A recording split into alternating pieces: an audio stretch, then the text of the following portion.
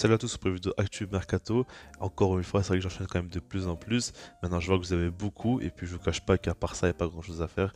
Actuellement, alors il y a la Ligue des Nations, maintenant, c'est pas toujours des matchs très intéressants. Et du coup, vu qu'on parle beaucoup de Mercato, ben, j'en fais des vidéos. Donc, si vous aimez ou vous voulez voir encore plus de vidéos de ce genre-là, n'hésitez pas à mettre un maximum de likes, tout simplement. Alors, on va commencer maintenant par le petit portugais Bernardo Silva, qui se rapproche de plus en plus du Barça. En tout cas, on a de plus en plus de rumeurs. Maintenant, il n'y a encore rien de concret. Alors, ce qu'il faut comprendre, c'est que son transfert est clairement lié au cas Frenkie de Jong, parce que le Barça veut vendre de Jong. United est fortement intéressé. Maintenant, le joueur, lui, voudrait rester au Barça.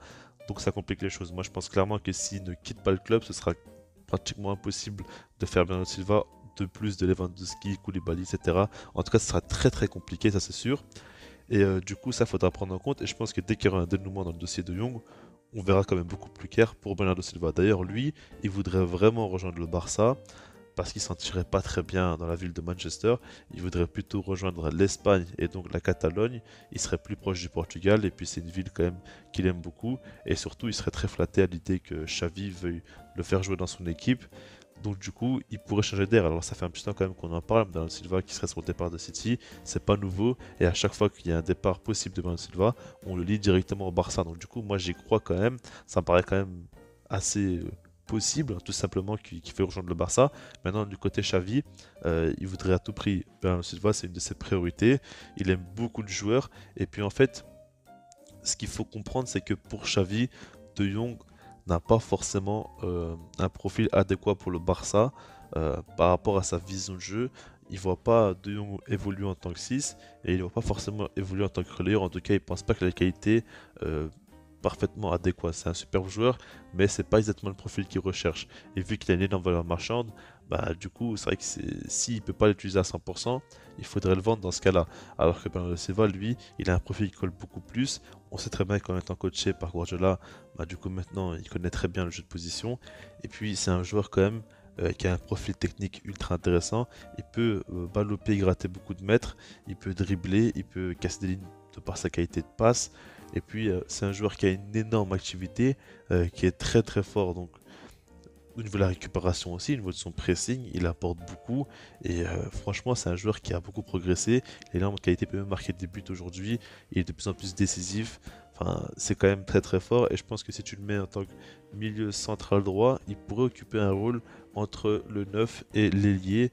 Un rôle beaucoup plus haut sur le terrain, qui pourrait mieux assumer, je pense, que De Jong. Et pourrait peut-être plus apporter dans le dernier mètre. Donc du coup, c'est là où il est vraiment intéressant. Et c'est là où sa plus-value pourrait vraiment être ultra importante côté Barça. Donc du coup, c'est vrai que je comprends l'idée. Et comme moi je vous l'ai dit, De Jong, je ne pense pas qu'il faut le vendre. Je pense qu'il faut le garder et le remettre dans un meilleur rôle qu'il a actuellement. Mais si tu le vends pour prendre Bernardo Silva, je ne serais pas dégoûté. Je serais déçu un petit peu pour De Jong, mais Bernardo Silva a tellement de qualité et je suis persuadé simplement qu'il pourra faire d'excellents matchs. Aux côtés de Pedri, ça paraît quand même assez fou. On a deux milieux assez dingues. Pedri qui peut encore beaucoup progresser, certes, mais qui a déjà un excellent niveau. Tu mets Bernardo Silva, c'est quand même le football pur. Il n'y a pas de truc à dire là-dessus. C'est clair et net, tout simplement. Donc, en tout cas, comme moi j'ai toujours dit, personnellement, je n'y crois pas. Je pense que si tu vas tout faire pour le garder, même Guardiola l'a dit en conférence de presse, qui sera compliqué de récupérer Bernardo Silva parce que c'est un joueur qui veut garder dans son équipe. Maintenant, comme on sait avec City, souvent quand un joueur veut vraiment partir, il le laisse partir. Ils vont pas faire de forcing, par exemple comme le PSG ou quoi. Et du coup, c'est ça qui fait que c'est pas impossible, mais j'ai quand même beaucoup de mal à y croire. Et il faudra voir aussi si le Barça va bien vendre De Jong ou non, parce que si c'est pour le vendre par exemple 85 millions d'euros, pour moi ce serait un scandale. Il faut le vendre à plus de 100 millions d'euros, il n'y a pas de doute là-dessus. Maintenant, on va passer à Milan Skriniar, qui est un joueur convoité par Lucas Campos. Et c'est vrai que ça fait quand même de plus en plus de bruit. Et honnêtement, je ne cache pas que je suis totalement, on va dire, pour ce transfert-là, dans le sens où pour moi, quand tu regardes le PSG, ils ont Kimpembe, Marquinhos et Ramos. Maintenant, Ramos, on ne sait pas trop lui faire confiance en saison complète. Actuellement, sa formation physique ne lui permet pas de jouer non plus énormément de matchs. Puis tu as Kimpembe qui pour moi, c'est un défenseur qui n'est jamais rassuré à 100%. On sait très bien qu'il peut toujours faire des grosses boulettes, alors il a beaucoup progressé, mais c'est toujours un joueur sur qui il faut faire attention. Et puis tu as Marquinhos qui, finalement, quand on regarde de plus en plus, à chaque débâcle du PSG, il est souvent quand même dans les joueurs qui flopent, dans les joueurs qui craquent mentalement. Donc c'est vrai que c'est un peu compliqué, même la direction du PSG aussi lui reproche ça. Donc il faudra voir si ça évolue ou non. Mais en tout cas, pour moi, un défenseur en plus, ça permettrait d'apporter plus de concurrence encore et si tu as plus de concurrence, ça te force à jouer encore mieux. Et Skriniar, c'est quand même un profil ultra intéressant, il est assez jeune.